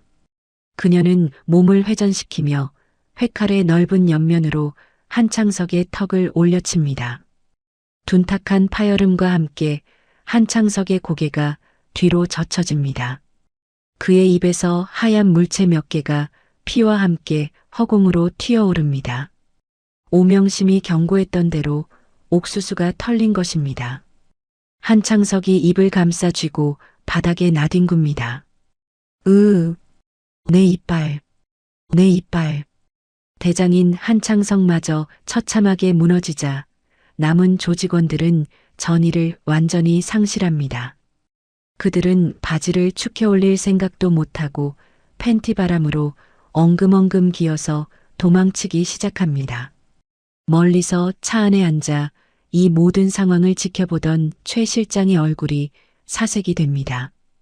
에어컨이 빵빵한 차 안인데도 그의 이마에는 식은땀이 비 오듯 흐릅니다. 미친. 저게 사람이야? 귀신이야? 최 실장이 떨리는 목소리로 운전기사에게 소리칩니다. 뭐해? 차 돌려. 당장 여기서 빠져나가. 기사가 급하게 기어를 후진으로 넣고 엑셀을 밟습니다. 하지만 차는 덜컹거리기만 할 뿐 뒤로 움직이지 않습니다. 사이드 미러를 확인한 기사가 울상을 짓습니다. 실장님, 뒤가 막혔습니다. 어느새 시장 상인들이 지게차 2대를 끌고 와 골목 입구를 막아버린 것입니다. 지게차 위에는 부산 횟집 단골 손님인 김영감이 앉아 껄껄 웃고 있습니다. 어딜 도망가시나? 들어올 땐 마음대로 들어왔어도 나갈 땐 아니란다. 최 실장은 도간에 든 쥐가 된 꼴입니다. 상인들은 도망치는 깡패들의 뒤통수에 소금을 뿌리며 환호합니다. 다시는 오지 마라. 퇴. 오명심 만세. 자갈치 만세. 시장통은 승리의 함성과 냄비 두드리는 소리로 축제 분위기가 됩니다. 팬티 바람의 조폭들과 춤을 추는 상인들이 뒤섞인 광경은 기괴하면서도 묘하게 통쾌한 한 폭의 풍속화 같습니다. 오명심은 가쁜 숨을 몰아쉬며 피 묻은 칼을 옷자락에 닦습니다. 그녀의 시선은 승리의 기쁨에 취하지 않고 도망치려다 멈춘 최 실장의 검은 세단을 향해 고정되어 있습니다. 아직 끝나지 않았습니다. 우두머리를 잡지 않으면 이 싸움은 끝나지 않습니다. 오명심이 천천히 최 실장의 차 쪽으로 걸음을 옮기려 할 때입니다. 누군가 다급하게 오명심의 팔을 잡습니다. 상인의 총무 동철입니다. 동철의 얼굴은 승리감에 도취된 다른 상인들과 달리 핏기 하나 없이 창백합니다. 그의 손에는 휴대폰이 들려 있고 손은 덜덜 떨리고 있습니다. 누님. 오명심이 이상한 낌새를 눈치채고 멈춰섭니다. 동철아, 왜 그러냐? 안색이 안 좋다. 동철이 마른 침을 삼키며 주변을 두리번거립니다. 그는 억지로 입꼬리를 올리며 떨리는 목소리로 말합니다. 그게 방금 최 실장이 연락이 왔는데요. 항복하겠답니다. 각서 쓰고 보상금 다 내놓겠다고. 항복? 오명심의 눈초리가 날카로워집니다. 방금까지 도망치려던 자가 갑자기 항복이라니 앞뒤가 맞지 않습니다. 동철이 식은땀을 흘리며 말을 잇습니다. 예. 근데 보는 눈이 많아서 쪽팔리니까 조용한 데서 누님하고 단둘이만 보고 싶답니다. 가서 확실하게 단판 짓고 오시죠. 제가 안내하겠습니다. 오명심은 잠시 동철의 눈을 응시합니다. 평소라면 거짓말을 못하는 성격인 동철이 시선을 자꾸만 피합니다. 하지만 지금의 승리감 때문일까요? 아니면 동생 같은 동철에 대한 믿음 때문일까요? 오명심은 의심을 잠시 거두고 고개를 끄덕입니다. 그래, 끝을 봐야지. 안내해라. 동철이 안도의 한숨인지 탄식인지 모를 숨을 내쉬며 앞장섭니다. 그들은 환호하는 상인들을 뒤로하고 어둠이 짙은 부두 쪽으로 향합니다. 동철의 주머니 속 휴대폰 화면이 잠시 켜집니다. 살벌한 문자 메시지가 떠 있다가 다시 어둠 속으로 사라집니다. 자갈치 시장은 승리의 밤을 만끽하고 있지만 더 크고 차가운 그림자가 오명심의 등 뒤로 소리 없이 다가오고 있습니다. 명심은 동철의 뒤를 따라 시장의 불빛이 닿지 않는 외진 부두로 걸음을 옮깁니다. 등 뒤에서 들려오던 상인들의 환호성과 냄비 두드리는 소리가 점점 파도 소리에 묻혀 희미해집니다. 바닷바람이 차갑게 불어오지만 앞서 걷는 동철의 목덜미는 식은땀으로 번들거리고 있군요. 동철은 자꾸만 발을 헛디디거나 주머니 속의 휴대폰을 꺼내 확인하며 불안한 기색을 감추지 못합니다. 명심이 그런 동철의 뒷모습을 보며 나직하게 묻습니다. 동철아, 어디까지 가야 하노? 여기는 냉동 창고 쪽 아니가? 동철이 흠칫 놀라며 어색하게 웃습니다. 아, 예, 누님. 최 실장 그놈이. 사람들 눈 피해서 조용한 데서 보자고. 저기 삼부두 냉동 창고 알지에? 거기로 오랍니다. 거기는 폐창고라서 사람도 안 다니는데 굳이 거기를? 그만큼 지가 쫄린다 이거지에. 누님한테 얻어터질까봐 겁나서 숨은 거 아니겠습니까? 동철의 목소리가 미세하게 갈라집니다. 명심은 본능적으로 불길한 예감을 감지합니다. 20년 전 조직 생활을 할 때 숱하게 겪었던 함정의 냄새가 비릿한 바다 내음 속에 섞여 있습니다. 하지만 명심은 애써 그 예감을 지웁니다. 동철은 10년 넘게 시장에서 친동생처럼 지낸 사람입니다. 명심이 김치 담그면 제일 먼저 가져다 주고 가게 수도가 고장나면 밤중이라도 달려와 고쳐주던 착한 동생이니까요. 어느새 거대한 삼부두 냉동 창고의 녹슨 철문 앞에 도착합니다. 주변은 가로등 하나 없이 칠흑 같은 어둠뿐이고 을씨년스러운 바람 소리만 윙윙거립니다. 동철이 철문 앞에서 걸음을 멈추고 우물쭈물합니다. 그가 차마 명심을 돌아보지 못하고 땅만 보고 서 있군요. 다 왔나? 들어가자. 명심이 철문 손잡이를 잡으려 할 때입니다. 동철이 갑자기 무릎을 꿇으며 흐느끼기 시작합니다. 누님, 명심이 누님, 지가 죽을 죄를 지었습니다. 명심이 놀라서 동철을 일으키려 합니다. 동철아, 와이라노? 무슨 일이고? 용서하지 마이소. 제 새끼들이, 그놈들이 제 딸내미를. 동철의 울음 섞인 고백이 끝나기도 전입니다. 명심의 등 뒤 어둠 속에서 검은 그림자가 튀어나옵니다. 푸른 스파크와 함께 끔찍한 전류 소리가 명심의 고막을 때립니다. 강력한 테이저건의 침이 명심의 뒷목에 정확히 박힙니다. 명심의 몸이 감전된 생선처럼 펄떡이며 경련을 일으킵니다. 순식간에 전신이 마비되고 눈앞이 하얗게 전멸합니다. 쓰러지는 명심의 시야에 눈물을 펑펑 쏟으며 뒷걸음질 치는 동철의 모습이 마지막으로 들어옵니다. 그리고 어둠 속에서 독사들이 기어나옵니다. 의식이 끊어지는 순간 명심은 자신의 오만함을 탓합니다. 사람을 믿은 대가는 언제나 칼날보다 더 아프게 돌아오는 법이니까요. 얼마나 시간이 지났을까요? 명심이 눈을 떴을 때 살을 애는 듯한 냉기가 온몸을 휘감습니다. 입을 벌릴 때마다 하얀 입김이 뿜어져 나오는 이곳은 영하 20도의 냉동 창고 아닙니다. 천장에 매달린 거대한 참치들처럼 명심 역시 양팔이 쇠사슬에 묶여 허공에 매달려 있습니다. 발끝이 바닥에 닿을락 말락한 높이라 팔이 찢어질 듯한 고통이 밀려옵니다. 명심이 신음을 삼키며 고개를 들자 화려한 모피 코트를 입은 최 실장이 그녀를 내려다보고 있습니다. 그의 옆에는 턱에 붕대를 칭칭 감은 한창석이 야구 방망이를 들고 서 있군요. 이빨이 빠져 합주기가 된 한창석이 흉하게 일그러진 얼굴로 낄낄거립니다. 발음이 새는 바람에 그의 비웃음은 더욱 기괴하게 들립니다. 으흐흐, 아줌마, 정신이 좀 드나? 여기가 아주 시원하고 좋지? 최 실장이 코트를 여미며 명심의 앞으로 다가옵니다. 그는 명심의 허리춤에서 빼앗은 사시미 칼 2자루를 눈앞에서 흔들어 보입니다. 이게 그 전설의 칼인가? 무식하게 날카롭군. 이걸로 내 차를 막고 내 부하들을 묵사발을 만들어?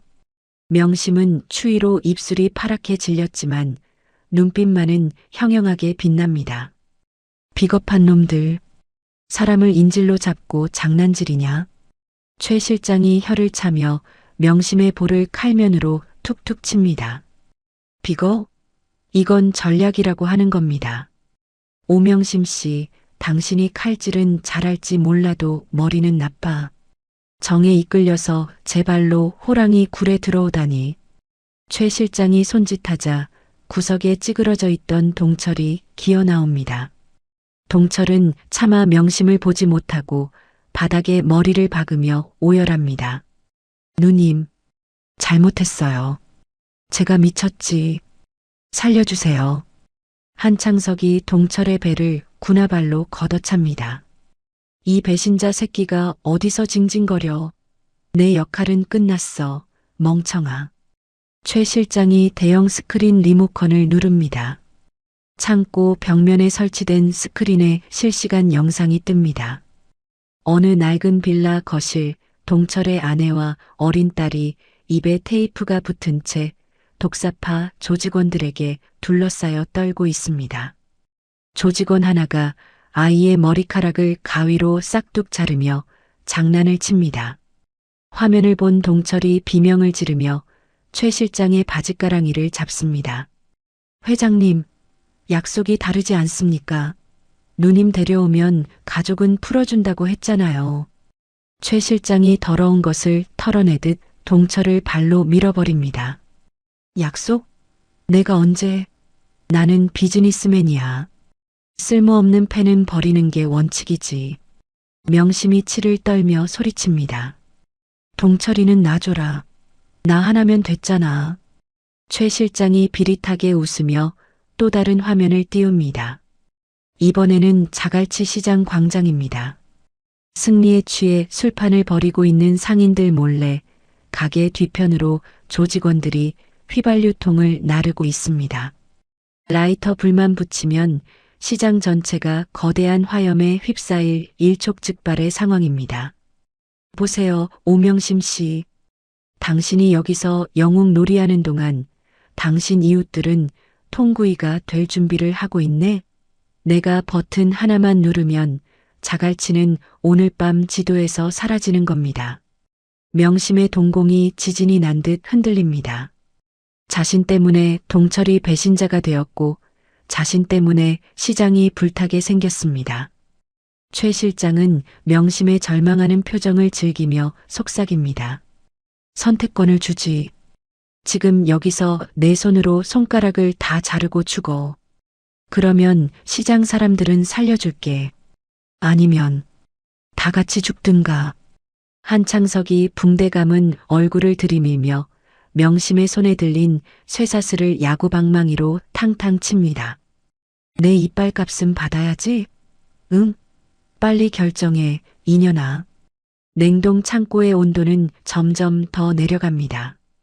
명심의 속눈썹과 머리카락에 하얀 성에가 끼기 시작합니다. 몸의 감각이 점차 사라지고 정신이 몽롱해집니다. 저체온증이 시작된 것입니다. 이대로 가다가는 손가락을 자르기도 전에 얼어 죽을 판입니다. 명심은 흐릿해지는 의식 속에서 민우의 피 묻은 앞치마를 떠올립니다. 그리고 자신을 믿고 따르던 상인들의 얼굴을, 겁에 질린 동철의 딸을 생각합니다. 여기서 무너지면 모든 것이 끝입니다. 명심의 시선이 자신의 묶인 손목으로 향합니다. 녹슨 수갑은 단단하지만 오래되어 유격이 조금 있어 보입니다. 하지만 손이 빠질 정도는 아닙니다. 방법은 하나뿐입니다. 뼈를 깎는 고통이 아니라 뼈를 버리는 고통을 감수해야 합니다. 명심은 깊은 숨을 들이마십니다. 폐부 깊숙이 차가운 냉기가 칼날처럼 박힙니다. 최 실장, 너 실수했다.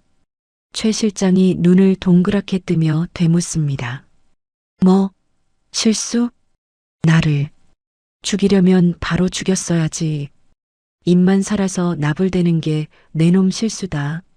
명심의 눈빛이 순간적으로 맹수처럼 변합니다. 그녀는 비명조차 지르지 못할 고통을 각오하고 오른쪽 엄지손가락을 쇠사슬 틈에 끼워 넣습니다. 그리고 온몸에 체중을 실어 손목을 비틀어 버립니다. 자신의 관절을 스스로 파괴하는 끔찍한 자해입니다. 정적만이 감돌던 냉동 창고 안에 뼈가 어긋나는 둔탁하고 끔찍한 파열음이 울려 퍼집니다.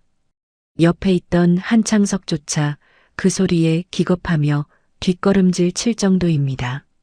명심의 엄지손가락이 기이한 각도로 꺾여 손바닥 뒤로 넘어갑니다. 극심한 고통이 뇌수를 찌르지만 명심은 신음소리 한 번 내지 않고 입술을 깨물어 피를 냅니다. 엄지뼈가 탈골되자 손의 폭이 좁아지고 퉁퉁 부어오른 손이 헐거워진 수갑 사이로 쑥 빠져나옵니다. 한쪽 팔이 자유로워진 명심이 3m 높이에서 바닥으로 착지합니다. 그녀는 비틀거리지도 않고 바닥에 떨어져 있던 자신의 칼 두 자루를 본능적으로 낚아챕니다. 피가 통하지 않아 검붉게 변한 손, 덜렁거리는 엄지손가락. 하지만 칼을 쥔 명심의 자세는 그 어느 때보다 완벽합니다. 최 실장의 얼굴에서 여유가 사라지고 공포가 서립니다. 저 미친년이. 야, 뭐해? 쏘라고. 최 실장이 품에서 권총을 꺼내려 허둥댑니다. 조직원들이 당황하며 칼과 쇠파이프를 들고 달려듭니다. 명심은 식은땀이 흐르는 이마를 닦지도 않고 덜렁거리는 엄지손가락을 반대편 손으로 잡습니다. 그리고 우겨넣듯 억지로 뼈를 맞춥니다. 끔찍한 소리와 함께 뼈가 제자리로 돌아가자 명심이 거친 숨을 토해냅니다. 하, 하. 명심이 고개를 들어 최 실장을 노려봅니다. 그 눈빛은 이제 인간의 것이 아닙니다. 지옥에서 돌아온 악귀, 아니 복수의 화신입니다. 이제 내 차례다. 명심의 낮고 서늘한 목소리가 냉동 창고의 벽을 타고 메아리칩니다. 한창석은 다리가 풀려 주저앉고 최 실장은 권총을 쥔 손을 덜덜 떱니다. 얼음 지옥 속에서 붉은 동백의 마지막 춤사위가 펼쳐지기 직전입니다. 우두둑하는 끔찍한 뼈 소리가 냉동 창고의 정막을 깨트립니다. 명심은 덜렁거리는 엄지손가락을 반대편 손으로 감싸쥐고 강제로 잡아당겨 제자리에 끼워 맞춥니다. 식은 땀이 비 오듯 쏟아지고 입술이 하얗게 질리지만 그녀의 눈빛만은 시퍼렇게 살아있습니다. 고통으로 인해 아드레날린이 폭발하며 얼어붙었던 그녀의 감각이 비정상적으로 예민하게 깨어납니다. 최 실장의 지시에 독사파 정예 조직원 5명이 강목과 회칼을 들고 명심을 향해 달려듭니다. 죽여, 전연 잡아. 좁은 창고 안에서 피비린내 나는 난투극이 벌어집니다. 선두에 선 조직원이 회칼을 휘두르며 명심의 목을 노립니다. 하지만 명심은 상체를 살짝 뒤로 젖혀 종이 한 장 차이로 칼날을 피합니다. 그녀의 머리카락 몇 가닥이 잘려 공중에 흩날립니다. 명심의 반격은 화려하지 않습니다. 간결하고 잔혹할 뿐입니다. 그녀는 상대의 품으로 파고들며 칼을 역수로 쥐고 발목 뒤쪽을 정확히 그어버립니다. 살이 베이는 소리조차 나지 않을 만큼 예리한 일격입니다. 으악! 아킬레스건이 끊어진 조직원이 중심을 잃고 바닥에 고꾸라집니다. 명심은 쓰러지는 그의 등을 밟고 도약하여 뒤따라오던 두 번째 조직원의 손목을 칼등으로 강타합니다. 손목뼈가 부러지는 소리와 함께 조직원이 들고 있던 강목을 놓칩니다. 명심은 망설임 없이 그의 허벅지 안쪽 대퇴동맥을 피해 근육만을 정확히 찌르고 비틉니다. 그녀의 칼은 춤을 추듯 유려하게 움직입니다. 옷을 베고 넥타이를 자르던 장난 같은 기술은 이제 없습니다. 힘줄을 끊고 근육을 파괴하고 관절을 부수어 상대를 철저하게 무력화시키는 실전살인 검술입니다.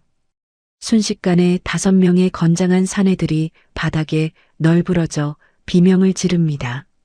내 다리가 안 움직여. 살려줘. 내 손. 피가 낭자한 바닥 위 명심만이 홀로 서 있습니다. 그녀의 하얀 개량 한복 위로 붉은 핏방울이 튀어 마치 동백꽃이 핀 것처럼 보입니다. 명심이 거친 숨을 몰아쉬며 천천히 고개를 돌려 한창석을 바라봅니다. 한창석은 이미 전의를 상실했습니다. 그는 야구 방망이를 놓치고 엉덩이로 바닥을 밀며 뒷걸음질 칩니다. 이빨이 빠져 합주기가 된 입으로 알 수 없는 비명만 질러댑니다. 오지 마. 오지 마라.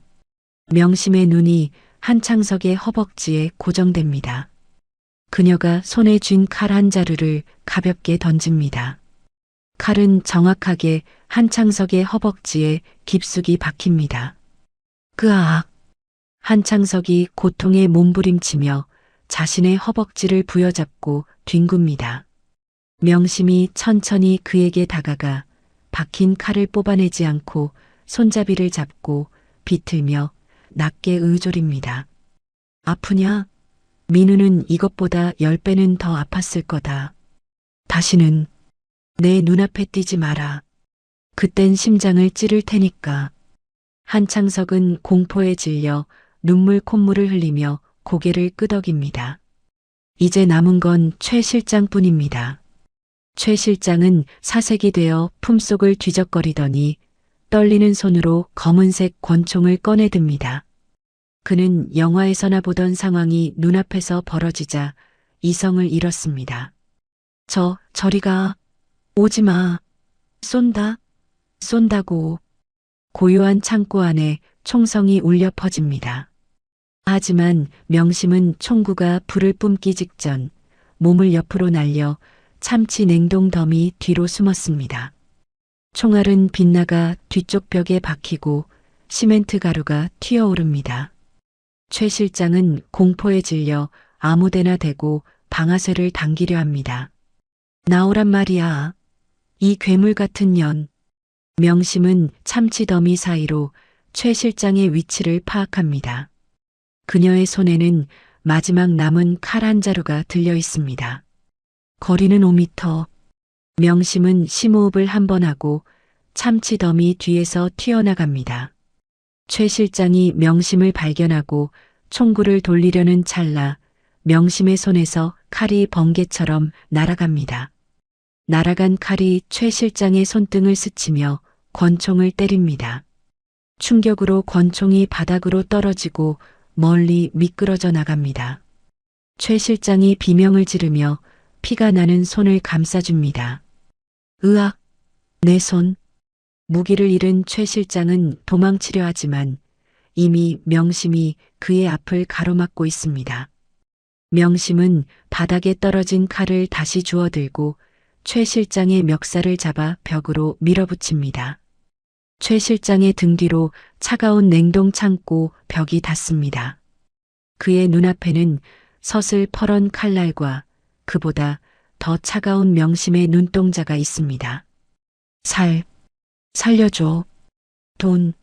돈 줄게. 원하는 만큼 다 줄게. 최 실장이 덜덜 떨며 애원합니다. 명심은 대답 대신 칼을 들어 올립니다. 칼날이 최 실장의 귀 옆 벽에 깊숙이 박힙니다. 최 실장이 히익 하고 숨을 들이켭니다. 명심은 칼을 뽑아 다시 내리꽂습니다. 이번에는 겨드랑이 사이입니다. 옷감이 찢어지며 칼날이 겨드랑이 살을 스치고 지나갑니다. 명심은 1초에 한 번씩 최 실장의 몸 윤곽을 따라 칼을 벽에 꽂아 넣습니다.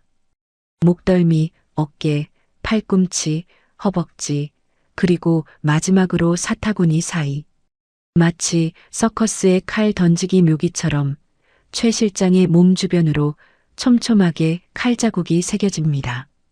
최 실장은 눈을 질끈 감고 비명조차 지르지 못한 채 바들바들 떱니다. 그의 바지 아래로 뜨뜻미지근한 액체가 흘러내립니다. 오줌을 지린 것입니다. 명심이 마지막으로 칼끝을 최 실장의 목 올대뼈에 갖다 댑니다. 차가운 칼날이 피부에 닿자 최 실장은 숨도 쉬지 못하고 굳어버립니다. 움직이면 다음은 벽이 아니라 내 심장이다. 명심의 목소리는 낮고 건조합니다. 최 실장은 눈물 범벅이 된 얼굴로 고개를 끄덕입니다. 잘못했습니다. 시키는 대로 다 할게요. 전화기 꺼내. 명심의 지시에 최 실장이 덜덜 떨리는 손으로 주머니에서 휴대폰을 꺼냅니다. 동철이 가족, 당장 풀어주라고 해. 스피커폰으로 해. 최 실장이 부하에게 전화를 겁니다. 신호음이 몇 번 가기도 전에 상대방이 전화를 받습니다. 예, 실장님, 처리할까요?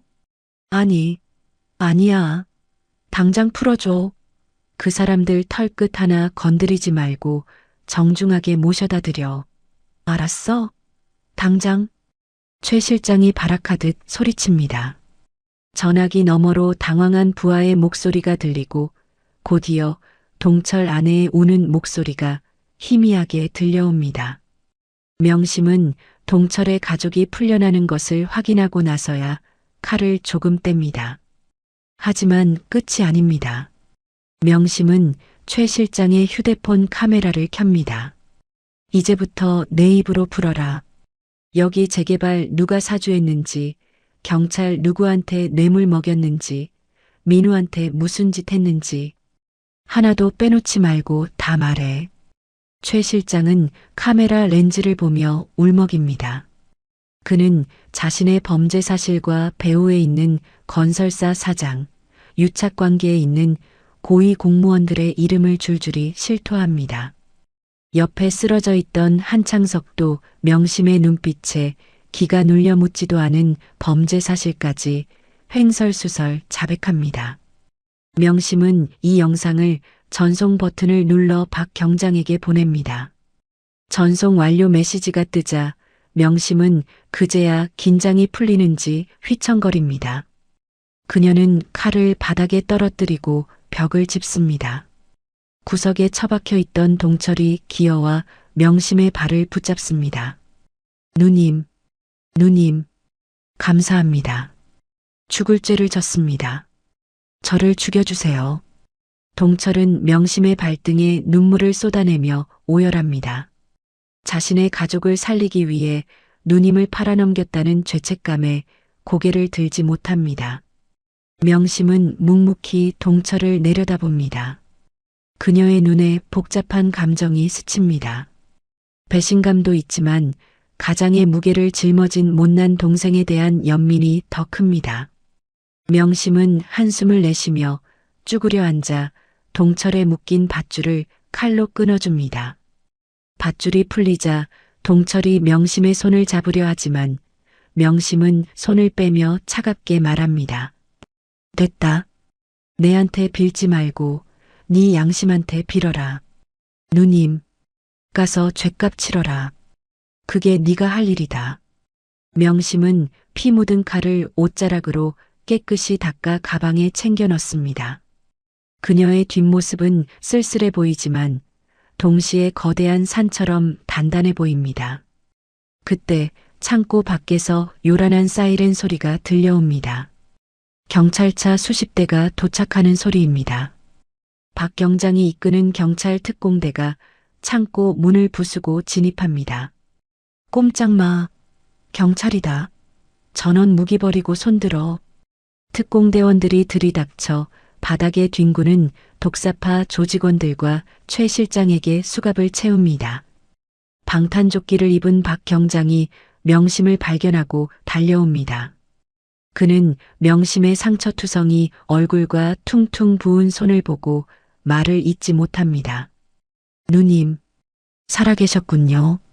다행입니다. 정말 다행입니다. 박 경장의 눈시울이 붉어집니다.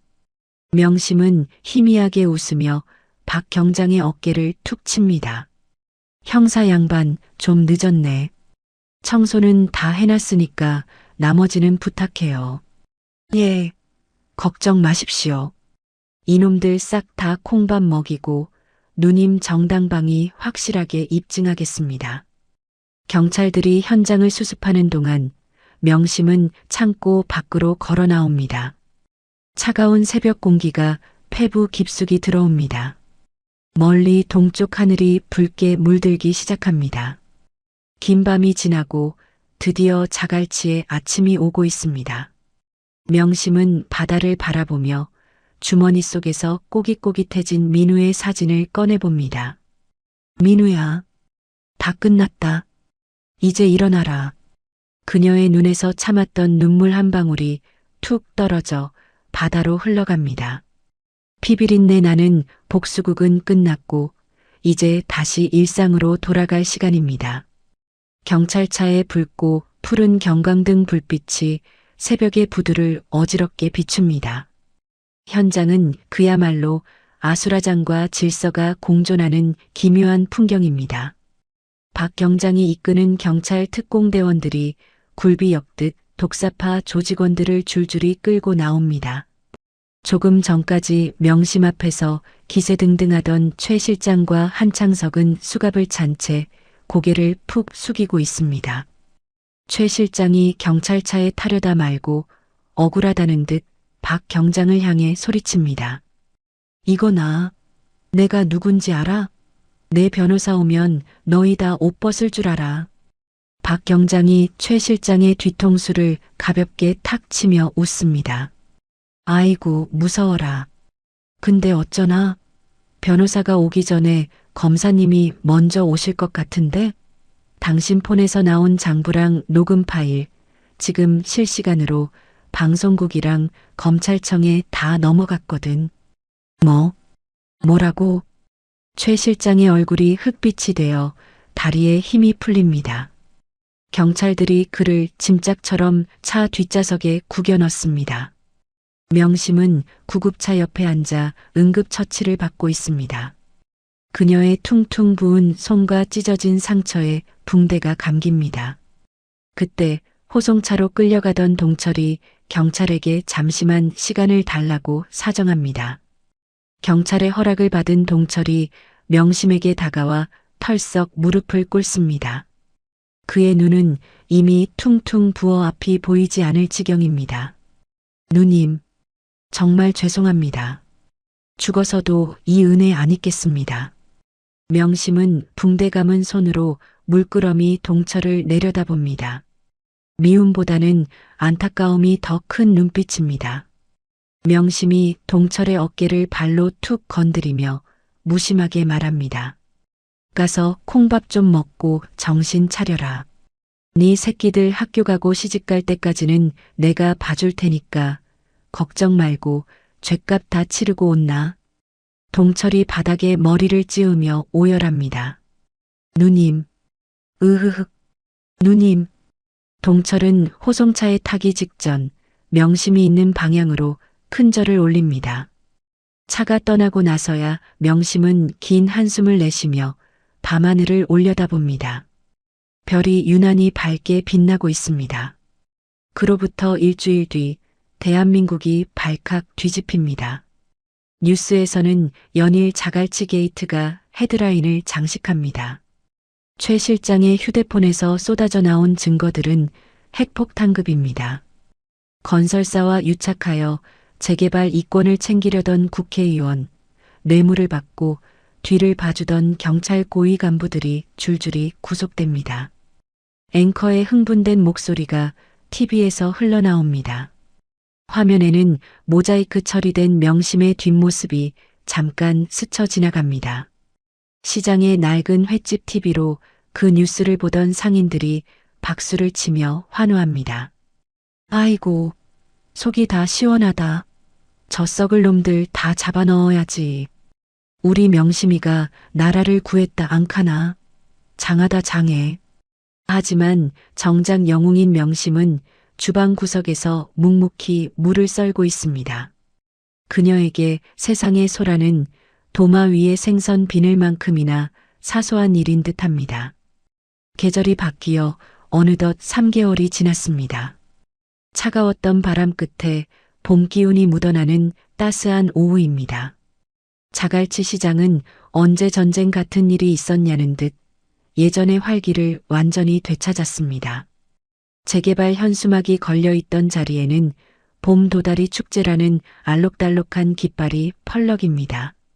시장통은 관광객들과 물건을 흥정하는 상인들의 목소리로 시끌벅적합니다. 부산 횟집 앞에는 긴 줄이 늘어서 있습니다. 간판은 여전히 낡았지만 전설의 숨은 고수집이라는 소문이 아름아름 퍼져 전국에서 손님들이 몰려든 것입니다. 명심은 눈코 뜰 새 없이 바쁘게 회를 썰고 있습니다. 그때 가게 입구 쪽에서 휠체어 바퀴 굴러가는 소리가 들립니다. 명심이 고개를 들자 믿을 수 없는 얼굴이 보입니다. 아직 링거 자국이 선명한 팔 헬쑥해진 얼굴이지만 눈빛만은 살아있는 민우입니다.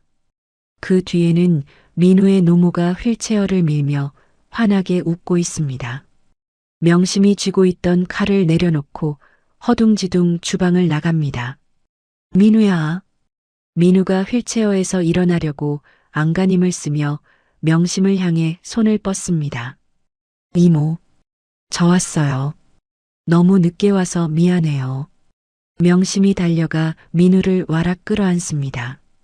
무뚝뚝하던 그녀의 눈에서 참았던 눈물이 터져 나옵니다. 살아줘서 깨어나줘서 고마운 마음이 가슴을 가득 채웁니다. 아니다, 안 늦었다. 살아왔으면 됐다. 고생했다, 내 새끼.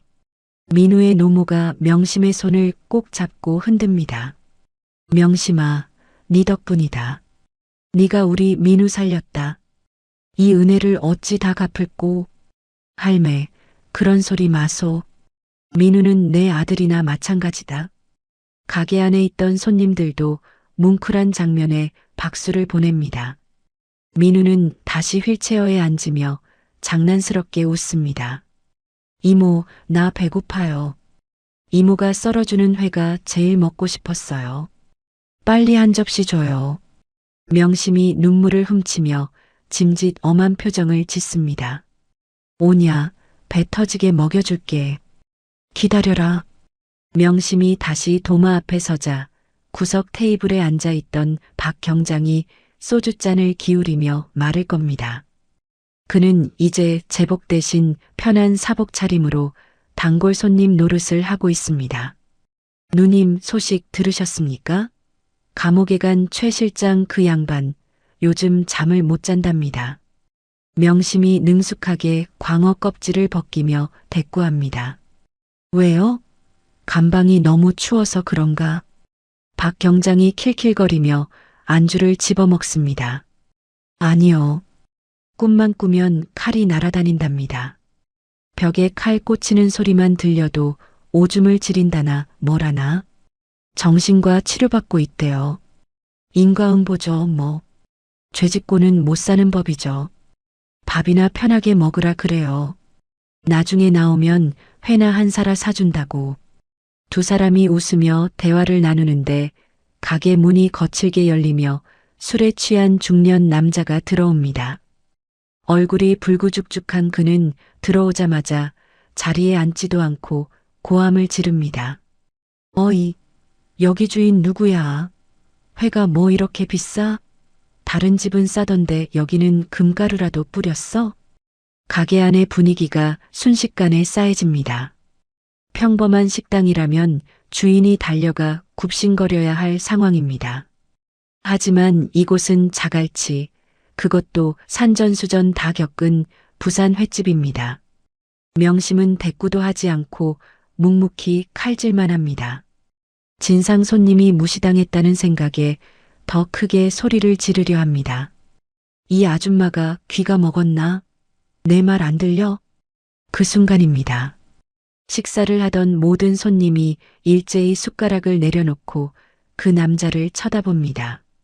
그들 중에는 덩치 큰 건어물 가게 사장, 국밥집 아주머니, 그리고 휴가 나온 군인들까지 섞여 있습니다. 그들의 눈빛이 하나같이 매섭습니다. 마치 어디서 감히 여기서 행패냐라고 말하는 듯합니다. 심지어 구석에서 생선뼈를 발라먹던 동네 길고양이 나비까지 하던 짓을 멈추고 남자를 향해 하악 하고 이빨을 드러냅니다. 압도적인 분위기에 눌린 남자는 술이 확 깨는 것을 느낍니다. 그는 쭈뼛거리며 주위를 둘러보다가 기어들어가는 목소리로 말합니다. 아니, 그냥 물어본 겁니다. 앉으면 되잖아요. 남자가 조용히 구석 자리에 찌그러져 앉자 손님들은 다시 아무 일도 없었다는 듯 숟가락을 들고 식사를 시작합니다.